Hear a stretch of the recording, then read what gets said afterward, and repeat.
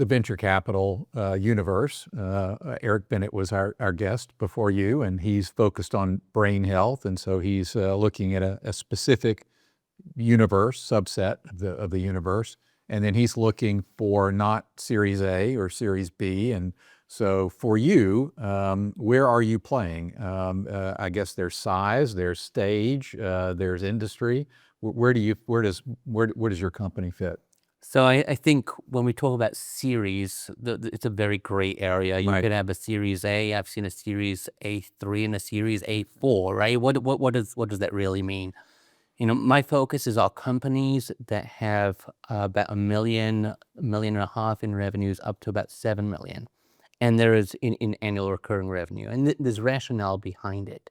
It's about understanding the founders, management teams. They've been through a certain cycle, a company life cycle, and they're on this cusp with data, with metrics behind them, to be able to demonstrate that there is adoption to market. They have this product market fit. And so this would generally be a post-seed to about series, pre-B or so, in terms of revenue, in terms of stage that the companies are in. And these are generally going to be B2B AI companies. What was vertical SaaS is primarily focused on, these are companies that have developed software for generally enterprise that are mandated within regulatory and compliance aspects. So we're targeting investing in companies of where their products are a must-have rather than a nice-to-have. And if you think about cyclicality of markets and sometimes budgets going up and down depending on those markets, when there's regulation, when there's compliance aspects, those are mandates of where there are budgets allocated regardless of the cyclicality of markets as well. So within that size range, which is fairly narrow, Yes.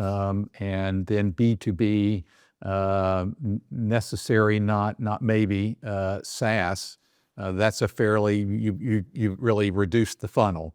Is it a crowded space? Are you now competing with a lot of people for a smaller number of deals? I think there's more funds being established, and the more funds that are established, we've generally been in a non-competitive environment. Specifically, we are not running after deals out of San Francisco, Boston, and New York. So very much focused on undercapitalized and underserved geographies in the United States, of where there's less competition, a lot more collaboration as well.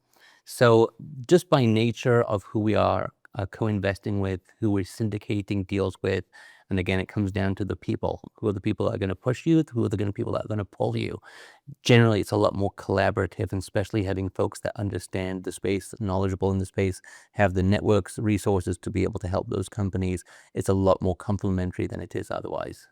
So being in Arizona, does Yes. that give you an advantage because you're not on the coast? And are you seeing deals in that geography as opposed to, is it deals that are just, because you can originate deals out of San Francisco that may not be San Francisco companies, but are you? Yeah, I mean, the companies coming out of San Francisco, I'm thinking to myself, if I get an inbound from them, well, does that mean Sand Hill Road said no to you and then you're reaching out to Arizona, right? Yeah. I love Arizona. It's a great state to raise kids. There's some significant wins within the state, like TSMC.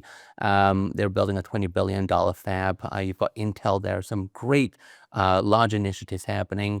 I would say from a startup ecosystem perspective, we've got a lot of work to do, but there's definitely been progress. I spend a lot of time in other markets. I spend a lot of time in, obviously I see a lot, most what happens in Arizona, but markets like Salt Lake City, like Austin, like Silicon Slopes. Silicon Slopes, Yeah. we've named it, yes. Southern California, Dallas, Austin, Atlanta. There's, you've got about 65% of all capital are non-coast-based capital that comes into early stage venture growth. So there's plenty of regions to be able to pay attention to. And then I would say something else which is really unique about our fund is that we've got the equity side. We have a debt side as well. And the debt side gives us opportunity on the deal flow side that many firms don't have. So we've got a debt fund and we have an equity fund that have separate portfolios. And there's opportunities to be able to fund the debt side. And some companies grow into the funnel, onto the equity side that we know about and no other venture groups know about, simply because we've got that relationship with them, we've financed them on the debt side, and we've got proprietary deal intelligence simply because we've got the funnel that others don't have in seeing a whole plethora of companies that are not seeking equity, but we've been able to finance them. They've been able to get to their growth stage of where an equity is now a possibility for them, and we're able to continue that relationship with them on the equity side.